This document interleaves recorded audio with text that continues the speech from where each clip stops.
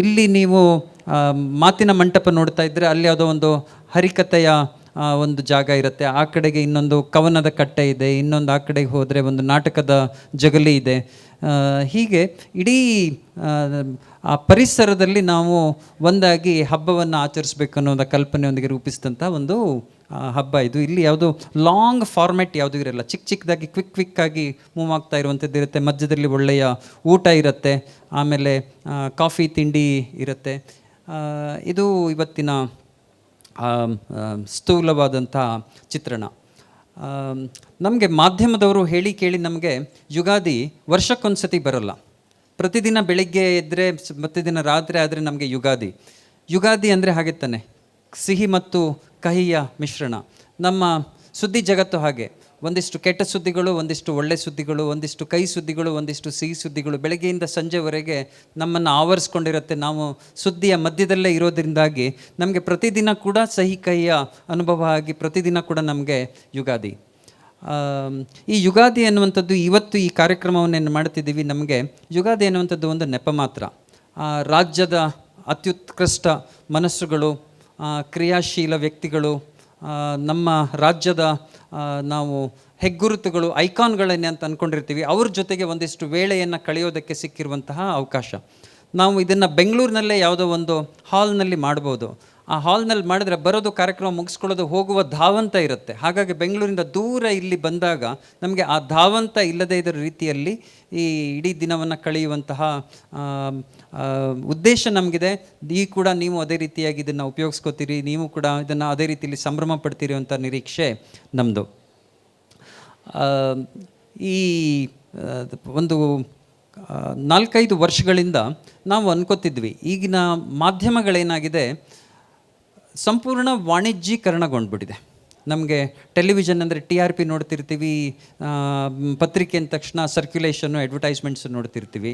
ಆ ಪುಟಗಳ ಸಂಖ್ಯೆ ಹೆಚ್ಚಾದಷ್ಟು ನಮಗೆ ಖರ್ಚು ಜಾಸ್ತಿ ಆಗುತ್ತಲ್ಲ ಅನ್ನೋ ಕಾರಣಕ್ಕಾಗಿ ಎಷ್ಟೋ ವಿಷಯಗಳನ್ನು ನಾವು ಕೊಡದೆ ಅದನ್ನು ನಾವು ಪುಟದಿಂದ ಅದನ್ನು ಮಾಯ ಮಾಡಿಬಿಟ್ಟಿದ್ದೀವಿ. ಈಗ ನಾನು ಪತ್ರಿಕೋದ್ಯಮಕ್ಕೆ ಬಂದ ದಿನಗಳಲ್ಲಿ ಕಲೆ, ಸಾಹಿತ್ಯ, ಸಂಸ್ಕೃತಿ ಇದರ ವಿಮರ್ಶೆಗಳಿಗಾಗಿ, ಪರಿಚಯಕ್ಕಾಗಿ, ಅದರ ಕಲಾವಿದರುಗಳನ್ನ ನಾವು ಸಂಭ್ರಮಿಸೋದಕ್ಕಾಗಿ ಎಷ್ಟೊಂದು ಪುಟಗಳಿತ್ತು. ಇವತ್ತು ವಾಣಿಜ್ಯೀಕರಣದ ಆ ಕಠಿಣವಾದಂಥ ಒಂದು ಪರಿಸ್ಥಿತಿಯಲ್ಲಿ ಭಾಳಷ್ಟು ಪತ್ರಿಕೆಗಳಲ್ಲಿ ನಾವು ಅದನ್ನು ಕಡಿಮೆ ಮಾಡಬೇಕಾಗಿದೆ.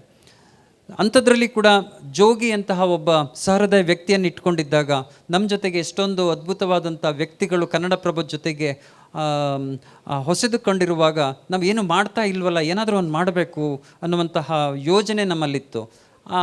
ಈ ಯುಗಾದಿ ಸಂಭ್ರಮವನ್ನು ನಾವು ಯೋಚನೆ ಮಾಡಿದ್ದು ಟೈಮ್ ಹೆಂಗಿತ್ತು ಅಂತಂದರೆ, ಇನ್ನೇನು ನಾವು ಇದನ್ನು ಆರಂಭಿಸಿಬಿಡಬೇಕು ಅನ್ನೋಷ್ಟೊತ್ತಿಗೆ ಕರೋನಾ ಬಂದ್ಬಿಡ್ತು. ಆ ಕರೋನಾದ ಹೊಡೆತ ಹೇಗಿತ್ತು ಅಂದರೆ ನಾವು 3-4 ವರ್ಷ ಚೇತರಿಸ್ಕೊಳ್ಳೋಕ್ಕೆ ಆಗಿಲ್ಲ. ಸೊ ಈಗ ಅದನ್ನೆಲ್ಲವನ್ನು, ಕರೋನಾವನ್ನೆಲ್ಲ ಮರೆತು ನಾವು ಹೊಸ ಜಗತ್ತಿಗೆ ಬಂದು ಹೊಸ ಉತ್ಸಾಹದಲ್ಲಿರುವಾಗ ಮತ್ತೆ ನಮಗೆ ನಮ್ಮ ಈ ಹಳೆಯ ಚಿಗುರು, ಹಳೆಯ ಬೇರಿನಿಂದ ಹೊಸ ಚಿಗುರು ಬಂದಿದೆ. ಈ ಕಾರ್ಯಕ್ರಮವನ್ನು ಇವತ್ತು ನಾವು ಆಯೋಜಿಸ್ಕೊಂಡಿದ್ದೇವೆ. 5 ಜನ ಕಲೆ, ಸಂಸ್ಕೃತಿ ಮತ್ತು ಈ ಸಾಹಿತ್ಯ ಇದನ್ನೆಲ್ಲವನ್ನು ರೆಪ್ರೆಸೆಂಟ್ ಮಾಡುವಂಥ 5 ಜನ ವ್ಯಕ್ತಿಗಳನ್ನು ಇವತ್ತು ನಾವು ಗೌರವಿಸ್ತಾ ಇದ್ದೇವೆ. ಸಂಜೆ ಇಲ್ಲೇ ಒಂದು ಕಾರ್ಯಕ್ರಮ ಇರುತ್ತೆ, ನಾಟಕ ಇರುತ್ತೆ. ನಾಟಕದ ಜೊತೆಯಲ್ಲಿ ಅವರನ್ನು ಪುರಸ್ಕಾರ ಮಾಡುವಂತಹ ಯುಗಾದಿ ಪುರಸ್ಕಾರ ಕಾರ್ಯಕ್ರಮ ಕೂಡ ಇದೆ. ಯುಗಾದಿ ಪುರಸ್ಕಾರ ಅನ್ನೋದು ಒಂದು ಸತಿಗೆ ಮಾಡಿ ನಿಂತೋಗುವಂಥ ಕಾರ್ಯಕ್ರಮ ಅಲ್ಲ, ಪ್ರತಿ ವರ್ಷ ನಾವು ನೀಡುವಂತಹ ಯುಗಾದಿ ಪುರಸ್ಕಾರ ಆಗಿರುತ್ತೆ. ಇದರಲ್ಲಿ ಯಾವುದೇ ಶಿಫಾರಸುಗಳು ಇಲ್ಲದೆ ನಿಜವಾದ ಕಾಣಿಕೆಯನ್ನು ನೀಡಿದಂಥ, ಕರ್ನಾಟಕಕ್ಕೆ ಹೆಮ್ಮೆ ಅನ್ನಿಸುವ ವ್ಯಕ್ತಿಗಳನ್ನು ಗೌರವಿಸುವುದು ನಮ್ಮ ಮಾಧ್ಯಮ ಸಂಸ್ಥೆಗೆ ಗೌರವ. ಆ ಕಾರಣಕ್ಕಾಗಿ ಇವತ್ತು ನಮ್ಮ ಜೊತೆಗೆ ನೀವೆಲ್ಲ ಇದ್ದೀರಿ. ಇಡೀ ದಿನವನ್ನು ನೀವು ಸಂಭ್ರಮಿಸಬೇಕು ಅನ್ನುವಂತಹ ಉದ್ದೇಶ ನಮ್ಮದು. ಯಾವುದೇ ಕಟ್ಟುನಿಟ್ಟಿನ ಚೌಕಟ್ಟುಗಳಿಲ್ಲ. ನಿಮ್ಮ ಪಾಡಿಗೆ ಕೂತಲ್ಲಿ, ನಿತ್ತಲ್ಲಿ, ಅಲ್ಲಿ ಇಲ್ಲಿ ಎಲ್ಲಿ ಬೇಕೋ ನಿಮ್ಮ ವೇಳೆಯನ್ನು ಕಳಿಬೋದು. ನಮ್ಮ ಕಾರ್ಯಕ್ರಮದಲ್ಲಿ ನಾವು ತೋರಿಸುವಂಥದ್ದಷ್ಟೇ ಇಲ್ಲ, ನಿಮ್ಮ ಜೊತೆಗೆ ನಿಂತು ಮಾತಾಡೋದು ಕೂಡ ಒಂದು ಈ ಸಂದರ್ಭದ ಸದುಪಯೋಗ ಆಗುತ್ತವೆ ಅಂತ ನಿರೀಕ್ಷೆ ನಮ್ಮದು. ಎಲ್ರಿಗೂ ಯುಗಾದಿ ಹಬ್ಬದ ಶುಭಾಶಯ. ನೀವೆಲ್ಲ ಅಲ್ಲಿಂದ ಇಲ್ಲಿವರೆಗೆ ಬಂದು ನಮ್ಮ ಜೊತೆಯಾಗಿದ್ದಕ್ಕೆ ಧನ್ಯವಾದಗಳು.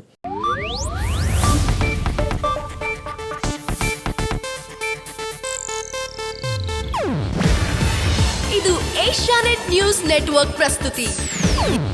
ನೀವು ನೋಡ್ತಿದ್ದೀರಾ ಏಷ್ಯಾನೆಟ್ ಸುವರ್ಣ ನ್ಯೂಸ್.